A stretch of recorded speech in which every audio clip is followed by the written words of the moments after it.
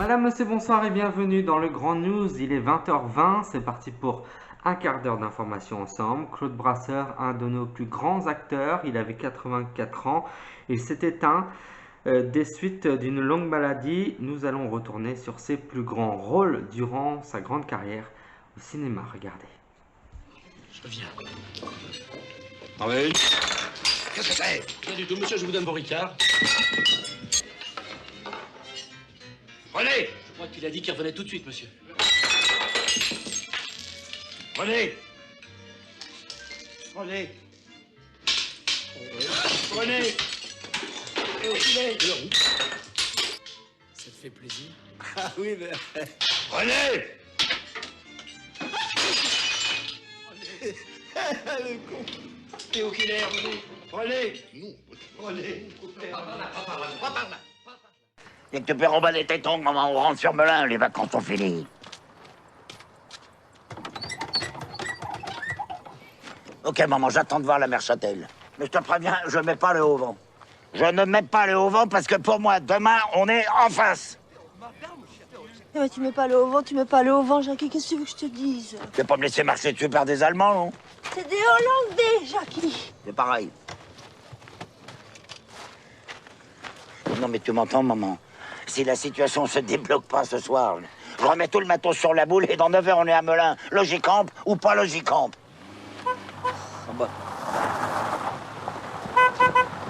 Salut, Jackie! T'es pas au 17? Problème d'informatique, un problème d'informatique. C'est plus un camping ici, c'est Kennedy Airport. Les enfants, n'allez pas trop loin tant qu'on n'est pas installés, hein. Oh, mon Jackie, quelle sale histoire, quelle sale histoire. Hop, hop, hop. Doucement, Jackie, c'est le premier. Hein. À toi l'honneur. Bon, bah d'abord, le concert, c'était génial. Ça a fini tard. Bon, puis ça suffit! Avant tout, une règle. T'es malade, en panne, enceinte, drogué, un coup dur, tu téléphones! Coup dur, il n'y a que ça pour vous, les parents. Pas que les coups durs dans la vie. Il y a plein de choses qui peuvent vous empêcher de téléphoner. On m'a piqué mon sac, on a marché, il pleuvait, on n'avait pas d'argent, on a fait du stop. Mais c'était pas des coups durs, justement, parce qu'on était bien, j'étais heureuse et j'avais pas envie d'entrer. Même si je savais que vous seriez inquiet et que t'allais m'engueuler.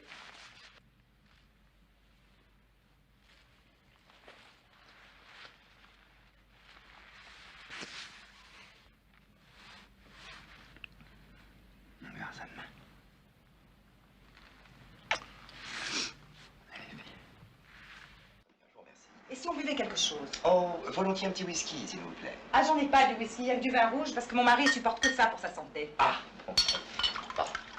Merci beaucoup. Eh bien, je vais me permettre de boire à la santé de votre mari. Ah oui, c'est ça. Buvons à sa santé, hein, pour qu'il sorte vite de l'hôpital. Oh oui, oui, c'est vrai, ça. L'hôpital. Vous devez vous sentir terriblement seul en ce moment, n'est-ce pas? Oh oui, oui. La journée, ça va encore, mais les nuits... Oh là là. N'en parlez pas. La solitude, vous savez, ça me connaît. Vous voyez, je peux bien vous confier ça à vous. Je n'ai jamais rencontré quelqu'un, enfin une femme, je veux dire, bien sûr, avec laquelle je me sente complètement détendu. Oui. Ah non, moi je préfère ça. Et d'accord, on y va.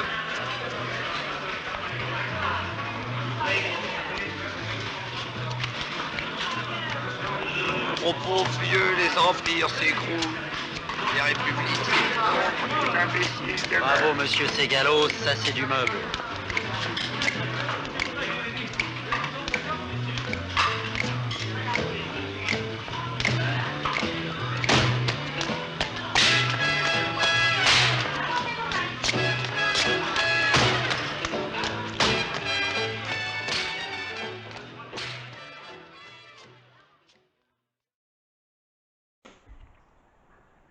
Quelques jours après qu'un forcené ait tué 3 gendarmes dans le Puy-de-Dôme dans la nuit de mardi à mercredi, l'ex-femme du tueur a longuement témoigné à la télévision. C'était hier. Elle déplore l'aveuglement collectif et dresse le portrait d'un tueur. Je vous propose de regarder ces quelques images. Elle l'a rencontré en 2011. Pendant plusieurs mois, Cette femme a partagé la vie de Frédéric Limol. Un homme aimant, drôle, intelligent, dit-elle au début de leur relation, jusqu'en 2012, où il se métamorphose. On s'est mariés. Le lendemain, ou le surlendemain, il a tout détruit dans l'appartement. Il a essayé de m'étrangler et il m'a collé au mur. Il y a eu des séquestrations, il y a eu des menaces avec armes, il y a eu. Je suis partie avec mes papiers et mes 2 chats. Une rupture en pleine grossesse. Alors qu'elle porte leur enfant, il devient survivaliste, persuadé que la fin du monde est proche. À votre accouchement, il vous offre quoi et qu'est-ce qu'il vous dit à ce moment-là? Il m'offre une radio militaire, parce que la fin du monde est proche, la guerre civile est proche. Très vite, il les menace de mort, elle et son enfant. Mais il m'a menacé directement, enfin... Je sais pas qui je vais tuer en premier. Est-ce que je tue d'abord l'enfant, comme ça? Tu le vois crever et je te vois souffrir. Ou est-ce que je te tue d'abord et tu te poses la question comme ça, en mourant, de ce que je vais faire à l'enfant? Mais bon, c'est dans le huis clos familial, dans le huis clos de 2 parents qui se séparent avec un enfant. Donc c'est parole contre parole. Elle prévient la famille, porte plainte à 2 reprises, avec l'impression, dit-elle, de ne pas être entendue. Alors moi, j'ai tenté d'abord d'alerter ma famille, sa famille, ses amis, la gendarmerie, la police. Et la réponse a toujours été la même. Madame, vous avez porté plainte, vous avez entamé les démarches de divorce, il n'y a plus qu'à attendre que la justice fasse son œuvre. Dans la nuit de mardi à mercredi dernier, la police frappe chez elle et lui apprend que son ex-mari vient de tuer 3 gendarmes. C'est pas une surprise. Alors, c'est une surprise qu'ils s'en soient pris à des gendarmes, mais moi j'avais fait mon testament en fait. C'est juste du gâchis. Ça pouvait finir que par un meurtre. Est-ce que c'était arrêtable? Est-ce que c'était évitable? Je pense que oui. Pour moi, la question de oui, c'est un forcené, c'est une folie individuelle, mais il y a quand même eu un aveuglement collectif. Ultime épreuve pour cette mère de famille, elle a elle-même dû annoncer à son enfant que son père était mort. Les sans-abri, très douloureusement touchés par la crise sanitaire qui nous touche tous depuis quelques mois maintenant, bientôt 1 an, un hôtel parisien privé de touristes a décidé de leur ouvrir ses chambres gratuitement. Regardez ces merveilleuses images récoltées par tous nos correspondants. Regardez. Dans ce quartier de Paris, les hôtels sont fermés.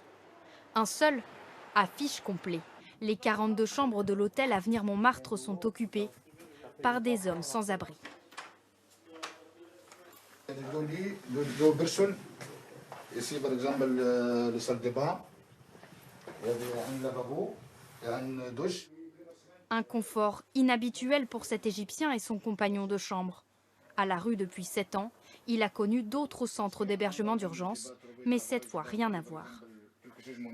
Là-bas, il y a une salle de télévision pour tout le monde. Et il y a une douche pour 15 personnes.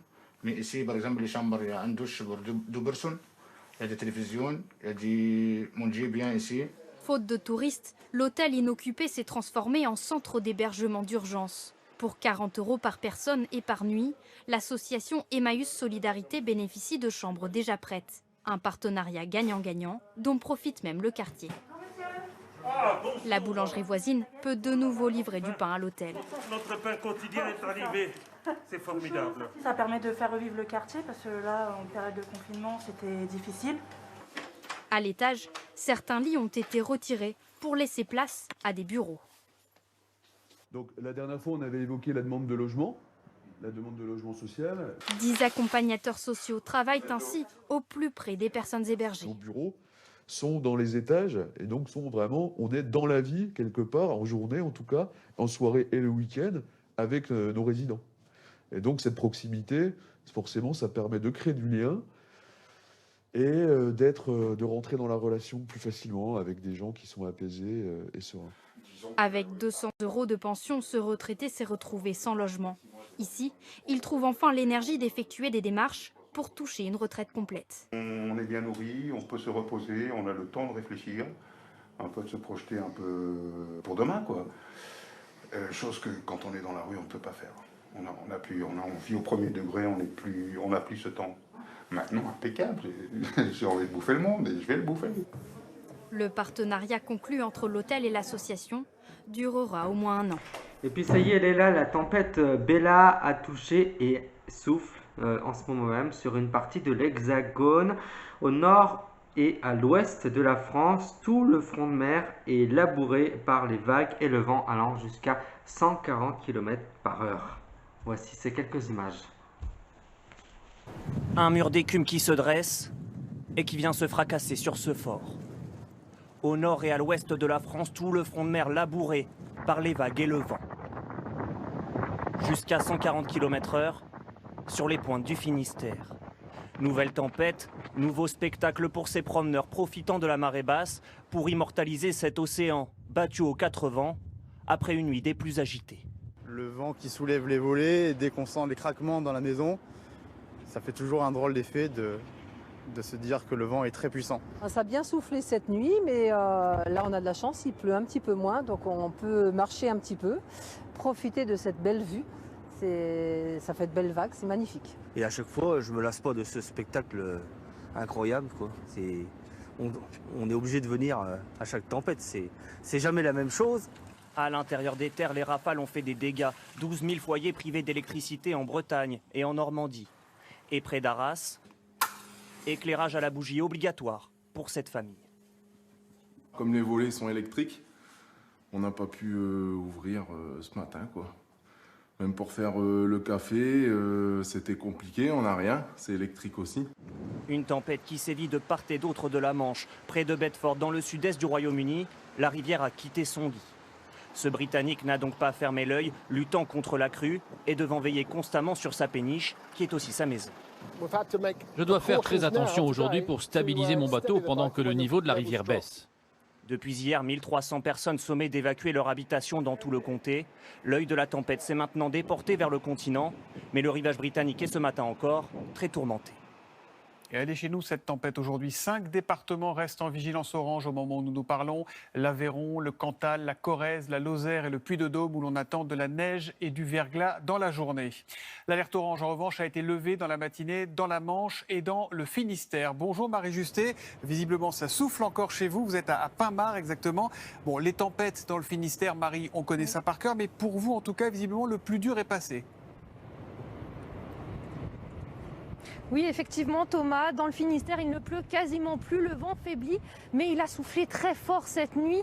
Par exemple, 140 km/h ici où je me trouve, à la pointe de Pin-Mare. Le record, quant à lui, a été enregistré dans le Pas-de-Calais. Une rafale de 143 km/h au Cap Griné. Désormais, la tempête Bella, comme on l'appelle, se dirige vers le Massif central. Elle s'étendra progressivement jusqu'à la Lozère et l'Aveyron. On y attend dans les prochaines heures des chutes de neige entre 10 et 20 cm et même jusqu'à 40 cm. Voilà, c'est la fin de ce Grand News. J'aurai un grand plaisir à vous retrouver samedi prochain dans le Grand News. Je vous souhaiterai d'ailleurs une très belle année 2021 qui, je l'espère, sera meilleure que celle de 2020 en rapport bien sûr avec le Covid et toutes les restrictions liées à ce virus qui ne nous lâchera probablement pas tout de suite.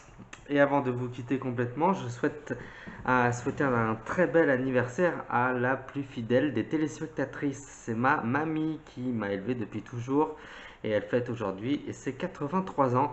Je tiens bien sûr à l'embrasser très très fort et à lui souhaiter un très bon anniversaire. Fin de ce Grand News sans transition. Merci de l'avoir suivi. Vous pouvez retrouver la rediffusion de notre émission Le Grand News sur les réseaux sociaux tels que Instagram, YouTube ainsi que Facebook, puisque nous avons une page Le Grand News.